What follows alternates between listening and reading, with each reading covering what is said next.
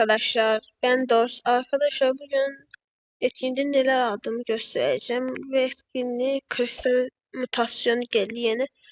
Bu tanktan kastırdık maalesef ki. Snap kastırdı telefonu ve gitti. Bu kötü bodies trade'ini aldım çok önceden. Ve bu laboratuvarı şöyle göstereyim size. Arkadaşlar bence bu trade güzel. Bu arada yemin ediyorum arkadaşım falan değil.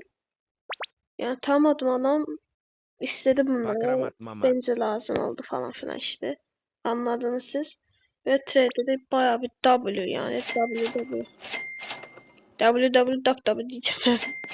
Arkadaşlar bir de sizden bir trade istiyorum.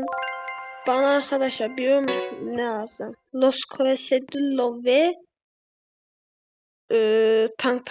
tank ise arkadaşlar bunu veriyorum yani düz tanka bunu trade'liyorsunuz yani umarım. İsmimi de şöyle göstereyim yani bu kadar. Ve bay bay, lütfen tank arıyorum. Beğenin trade ederseniz çok sevinirim. Bay bay ve buket batı vereceğim yani başka max bir şey veremem. Ve bay bay yeniden.